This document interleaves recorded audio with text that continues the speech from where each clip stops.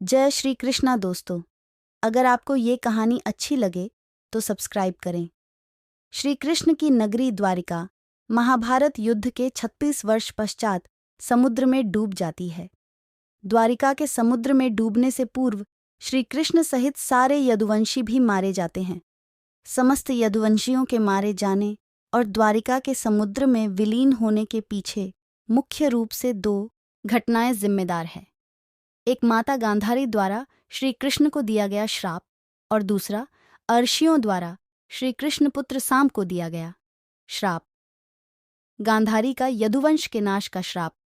महाभारत युद्ध की समाप्ति के बाद जब युधिष्ठिर का राज तिलक हो रहा था, तब कौरवों की माता गांधारी ने महाभारत युद्ध के लिए श्री कृष्ण को दोषी ठहराते हुए श्राप दिया कि जिस प्रकार कौरवों के वंश का नाश हुआ है, ठीक उसी प्रकार यदुवंश का भी नाश होगा। ऋषियों का साम को श्राप। महाभारत युद्ध के बाद जब 36वां वर्ष आरंभ हुआ तो तरह तरह के अपशकुन होने लगे। एक दिन महर्षि विश्वामित्र, कर्ण व देवर्षि नारद आदि द्वारका गए। वहां यादव कुल के कुछ नवयुवकों ने उनके साथ परिहास मजाक करने का सोचा। वे श्री कृष्ण के पुत्र साम को स्त्री वेश में आर्षियों के पास ले गए और कहा कि ये स्त्री गर्भवती है, इसके गर्भ से क्या उत्पन्न होगा। आर्षियों ने जब देखा कि ये युवक हमारा अपमान कर रहे हैं तो क्रोधित होकर उन्होंने श्राप दिया कि श्रीकृष्ण का यह पुत्र वृषणी और अंधकवंशी पुरुषों का नाश करने के लिए एक लोहे का मूसल उत्पन्न करेगा, जिसके द्वारा तुम जैसे क्रूर और क्रोधी लोग अपने समस्त कुल का संहार करोगे। उस मूसल के प्रभाव से केवल श्रीकृष्ण व बलराम ही बच पाएंगे। श्रीकृष्ण को जब यह बात पता चली तो उन्होंने कहा कि ये बात अवश्य सत्य होगी। द्वारका में हुए भयंकर अपशकुन मुनियों के श्राप के प्रभाव से दूसरे दिन ही साम ने मूसल उत्पन्न किया। जब यह बात राजा उग्रसेन को पता चली तो उन्होंने उस मूसल को चुराकर समुद्र में डलवा दिया। इसके बाद राजा उग्रसेन व श्रीकृष्ण ने नगर में घोषणा करवा दी कि आज से कोई भी वृषणी व अंधकवंशी अपने घर में मदिरा तैयार नहीं करेगा। जो भी व्यक्ति छिपकर मदिरा तैयार करेगा उसे मृत्युदंड दिया जाएगा। घोषणा सुनकर द्वारकावासियों ने मदिरा नहीं बनाने का निश्चय किया। इसके बाद द्वारका में भयंकर अपशकुन होने लगे। प्रतिदिन आंधी चलने लगी। चूहे इतने बढ़ गए कि मार्गों पर मनुष्यों से ज्यादा दिखाई देने लगे। वे रात में सोए हुए मनुष्यों के बाल और नाखून कुतरकर खा जाया करते थे।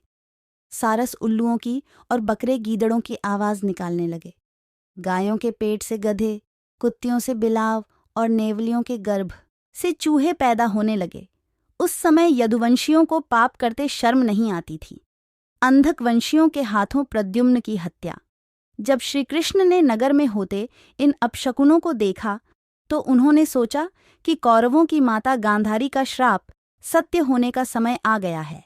इन अपशकुनों को देखकर तथा पक्ष के 13वें दिन अमावस्या का संयोग जानकर श्री कृष्ण काल की अवस्था पर विचार करने लगे। उन्होंने देखा कि इस समय वैसा ही योग बन रहा है जैसा महाभारत के युद्ध के समय बना था। गांधारी के श्राप को सत्य करने के उद्देश्य से श्री कृष्ण ने यदुवंशियों को तीर्थ यात्रा करने की आज्ञा दी। श्री कृष्ण की आज्ञा से सभी राजवंशी समुद्र के तट पर प्रभास तीर्थ आकर निवास करने लगे।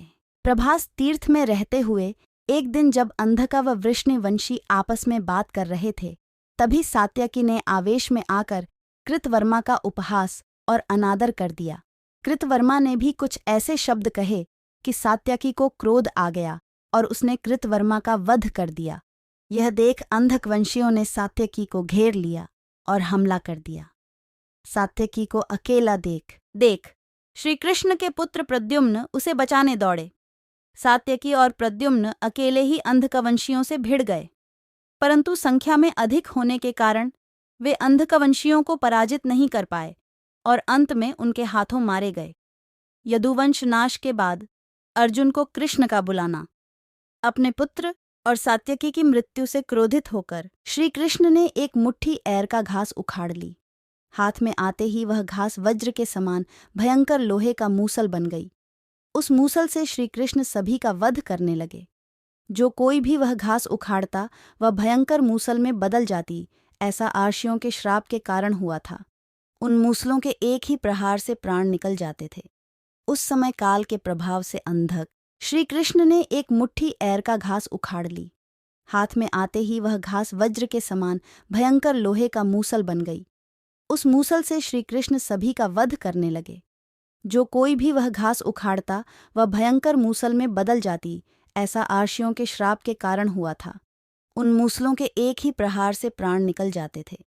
उस समय काल के प्रभाव से अंधक भोज, शिनी और वृष्णि वंश के वीर मूसलों से एक दूसरे का वध करने लगे।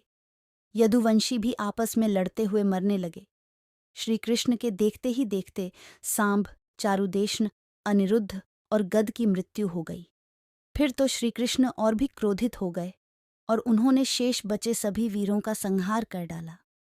अंत में केवल दारुक, श्री कृष्ण के सारथी ही शेष बचे थे।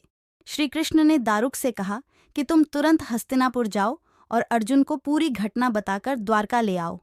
दारुक ने ऐसा ही किया। इसके बाद श्री कृष्ण बलराम को उसी स्थान पर रहने का कहकर द्वारका लौट आए। आपको ये कहानी पसंद आए तो लाइक करें, शेयर करें, सब्सक्राइब करें, ज़रूर करें और नापसंद हो तो नापसंद भी कर सकते हैं।